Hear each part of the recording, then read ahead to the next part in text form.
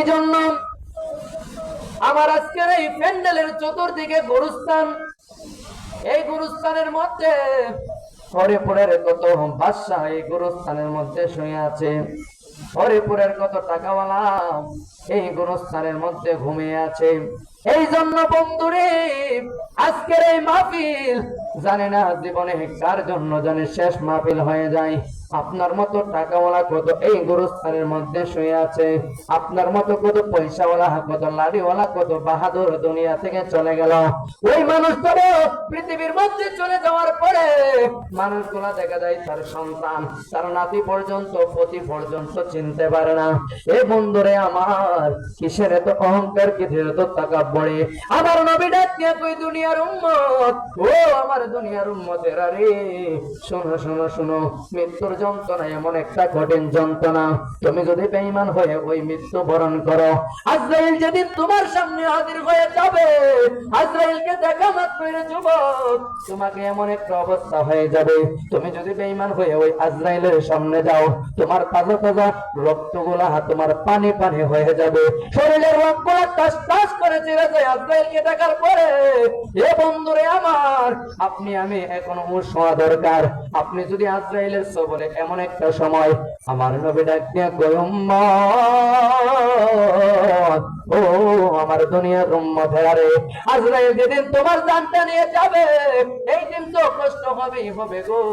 আর বেঈমান হয়ে মারা গেলে তোমার সাকরাতের মৃত্যুর আগে তোমার সাকরাতের একটা এমন একটা যন্ত্রণা শুরু হয়ে যাবে, এমন একটা কষ্টের ভাগ তোমার পৃথিবীর কোন মানুষ, তুমি যখন সাকরাতের বিছানার মধ্যে পড়ে যাইবা গো, এমন সময় তোমার সন্তান কাছে থাকবে, তোমার ভাই কাছে থাকবে, তোমার স্ত্রী কাছে হয়ে কান্না করবে, তোমার সন্তানেরা কান্না করবে গো। প্রত্যেকটা মানুষ যখন তোমার জন্য কাঁদবে, কিন্তু কোন মানুষ তোমার আজরাইলের কষ্টের ভাগ তোমার কাছ থেকে কেউ নিতে পারবে না। বন্ধুরে আমার, আজরাইলকে দেখার পরে এমন একটা অবস্থা হয়ে যাবে, আমার আল্লাহ তামাম জাহানের পানি যদি তার মধ্যে দেওয়া হয়, ওই সময় পানির তৃষ্ণাটা তার যাবে না। এমন একটা আজরাইল, আপনি যদি বেঈমান হয়ে ওই আজরাইলের কাছে যান গো, আপনার কি অবস্থা হবে?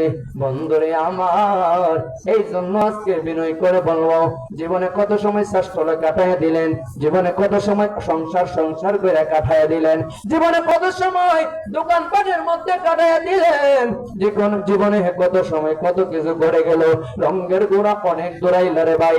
আজকের এই জন্য বলি বন্ধু রে, আপনি চাইলে প্রতিদিন ওই পালবাড়ির বাজারের মধ্যে আড্ডা দিতে পারবেন, চাইলে প্রতিদিন এমন ভাবে ফ্যামিলি নিয়ে আপনি আড্ডা দিয়ে সময় কাটাতে পারবেন, চাইলে প্রতিদিন এই জায়গার মধ্যে এমন একটা জান্নাতের বাগান পাওয়া যাবে না। কথা বলুন ঠিক কিনা? আজকের এই মাহফিল পায়া হরিপুরের অনেক মানুষ খুশি হয়ে গেল, কত মানুষের বাড়ির মধ্যে মেহমান আসছে, কত মানুষের আত্মীয় স্বজন আসলো, প্রত্যেকটা মানুষ খুশি, কিন্তু একটা কথা মনে রাখবেন, আপনি আমি যত খুশি, আপনার আমার থেকে বেশি খুশি আজকের এই কবরবাসীরা, কন্যা ঠিক কিনা?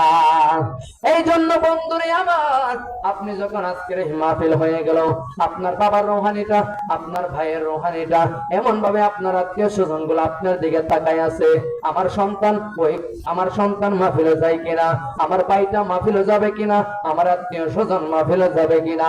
ওই মাহফিলে কি আরে বন্ধু, যদি আজকে আপনি আমি যদি আজকে শিক্ষা বছরের দোয়ার সাথে আমিন আমিন পরে যদি দাঁড়াই, এমন হইতে পারে আজকের এই মাহফিলের খাতিরে আমাদের কবরবাসীদের কবর আমার আল্লাহ জান্নাতে পরিণত করে দিতে পারে। কথা বলুন ঠিক কিনা?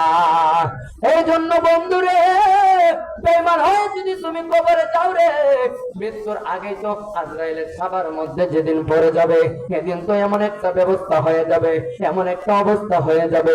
আর যদি তুমি বেঈমান হয়ে কবরে যাও, ওই কবরে যাওয়ার পরে, ওই কবরে যেদিন তুমি লামাইয়া দিবে, ওই কবরে লামানোর পরে তুমি যদি বেঈমান হয়ে কবরে যাও, আমার নবী ডাক দিয়ে কই উম্মত, কবরটা এমন একটা কবর রে, সেই কবরটা কারো জন্য জান্নাতের বাগান হয়ে যাবে, কারো জন্য জন্য জাহান্নামের ইন্ধন হয়ে যাবে। এ বন্ধুরে, প্রত্যেকটা মানুষ জাহান্নামের ইন্ধন হবে না, আবার প্রত্যেক মানুষের জান্নাতের বাগান হবে না। বন্ধুরে আমার, যদি আপনি বেঈমান হয়ে কবরে যান, আমার নবী কই এক পাশের মাটিগুলা আরেক পাশে এমন জোরে চাপা মারবো, এক পাশের হাড্ডিগুলা আরেক পাশে নিয়ে ঢুকাইয়া ফেলবো, এমন জোরে একটা চাপা দিব গো, ওই চাপার জুড়ে দুনিয়ার সকল কষ্ট, দুনিয়ার সকল যন্ত্রণা তোমার দূর করে ফেলবো। আজকে এমন একটা কবরের মাটিগুলা চাপা দিব। শুধু তাই নয় রে বন্ধু, ওই কবরের মধ্যে আমার নবী কই তোমার কবরে একটা সাপ আসবে, সাপ। ওই সাপটা দুনিয়ার কোনো ফানুস সাপের মতো নয়, ওই সাপটা দুনিয়ার কোনো অন্য কোনো সাপের মতো নয়, ওই সাপটা দুনিয়ার কোনো সাপের মতো লম্বা নয় গো, ওই সাপটা দুনিয়ার কোনো সাপের মতো নয়। ওই সাপটা আমার নবী ডাকিয়া কই ওই সাপটা এমন একটা সাপ হবে, সেই সাপের দীর্ঘতা হবে 450 কিলোমিটার। কন্যা আল্লাহু আকবার। 450 কিলোমিটার কম না বেশি?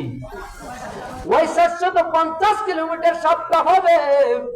ওই সাপটা যেদিন তোমার কবরে আসবে, আমার নবী কই ওই সাপের দাঁত গুলা এমন বড় বড় দাঁত গুলা থাকবে, 70 গজ লম্বা দাঁত গুলা থাকবে, মাথার চুল গুলা মহিলাদের পোষার মতো মাথার চুল গুলা থাকবে।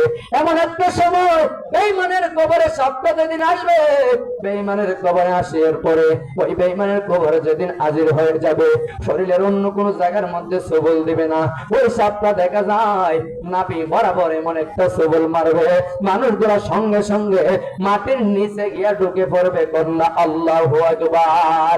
ওই কবর এমন একটা কবর, ওই কবর এমন একটা জায়গা, ওই কবরে বন্ধু নাই রে, ওই কবরে কোনো বান্ধব যাবে না। আপনি আজকে যার জন্য এত কিছু করলেন, সন্তান সন্তান কইরা জীবনটারে শেষ করে দিলেন, সন্তানের প্রেমে পড়ে আপনি নামাজ পড়েন নাই, সন্তানের প্রেমে পড়ে আপনি রোজা রাখতে পারেন নাই, আপনি ভালো আমল করতে পারেন নাই, আপনি ভালো করে যাকাত দেন নাই, হজ করেন নাই,